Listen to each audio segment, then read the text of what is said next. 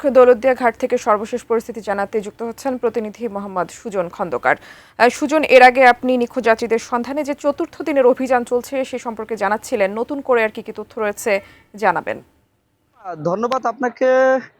আজকে কিন্তু চতুর্থ দিনের মতো কিন্তু উদ্ধার অভিযান চলছে এবং আমি এখন যেই জায়গাটিতে আছি সেটা হচ্ছে দৌলতদিয়া বাস টার্মিনাল। আপনি ঠিক আমার পিছনে দেখতে পাচ্ছেন যে বাসটি কিন্তু দুর্ঘটনায় কবলিত যে বাসটি অর্থাৎ ঘাতক বাসটিকে কিন্তু এখানেই রাখা হয়েছে এবং সেই সাথে আপনাকে আরেকটা জানাতে চাই যে এই বাসটির কিন্তু ইতিমধ্যে রেজিস্ট্রেশন বাতিল করেছে বিআরটিএ এবং এই বাসের মালিকদেরকে শোকেস করা হয়েছে আগামী 3 কর্মদিবসের মধ্যে তাদের রেজিস্ট্রেশন কেন স্থায়ীভাবে বাতিল করা হবে না সেটা কিন্তু তাদের কাছে জানতে চাওয়া হয়েছে। এর পাশাপাশি কিন্তু আজকে আমরা দেখেছি ঘটনাস্থল অর্থাৎ যে উদ্ধার অভিযান এখনো চলমান রয়েছে, সেখানে কিন্তু যে 2টি তদন্ত কমিটি গঠন হয়েছে তারা কিন্তু ঘটনাস্থল পরিদর্শন করেছেন এবং বিভিন্ন কারণ তারা কিন্তু অনুসন্ধান করছেন। তবে এখন পর্যন্ত কিন্তু আমরা নতুন করে কিন্তু কোনো মৃতদেহের সন্ধান কিন্তু পাইনি। আমার সাথে এই মুহূর্তে যুক্ত আছে যিনি এই উদ্ধার কাজের একটি গুরুত্বপূর্ণ দায়িত্ব পালন করছেন, আমি একটু তার সাথে কথা বলতে চাই। ভাই, কি আছে আপনার কাছে চতুর্থ দিনের মতো একটু বলবেন?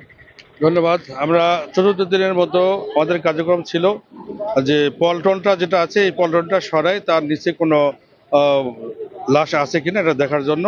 তো সকাল 7টা থেকে আমরা সেখানে পৌঁছেছিলাম, ফায়ার সার্ভিস, নেভি, কোস্টগার্ড সহকারে, প্রশাসনের অন্যান্য ব্যক্তিবর্গ সহকারে।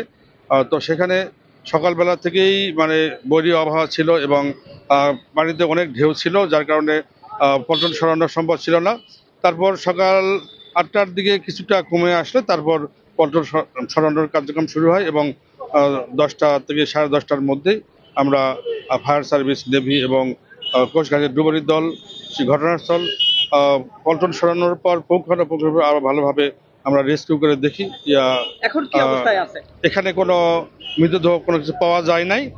এই অবস্থায় এখন পর্যন্ত আমাদের যে উদ্ধার তৎপরতা এখন চলছে, অব্যাহত আছে। আর আচ্ছা, উদ্ধার তৎপরতা আপনারা কতক্ষণ চালাবেন এমন কোনো সিদ্ধান্ত আপনাদের কাছে আছে কিনা? সারাদিনই চলবে, আজকে সারাদিনই চলবে, তারপর চলতে থাকবে, পরবর্তী সিদ্ধান্ত হবে। এটা আগামীকালের ব্যাপারে কোনো কথা আছে? এটা পরবর্তীতে সিদ্ধান্ত জানা যাবে। এটা জি, আপনি যেমনটি শুনছিলেন যে আজকে কিন্তু সারাদিন উদ্ধার তৎপরতা চলবে এবং এই উদ্ধার তৎপরতা কিন্তু পদ্মা নদীর যেই স্থান অর্থাৎ যে 3 নম্বর ঘাটে এই দুর্ঘটনাটি ঘটেছে সেখান থেকে প্রায় আশপাশের প্রায় 10 থেকে 12 কিলোমিটার এলাকা জুড়ে কিন্তু উদ্ধার অভিযান চলছে। তবে আগামীকালও চলবে কিনা এটা কিন্তু তারা আমাদেরকে সন্ধ্যায় জানাবে, এমনটা কিন্তু আমাদের বলছিলেন।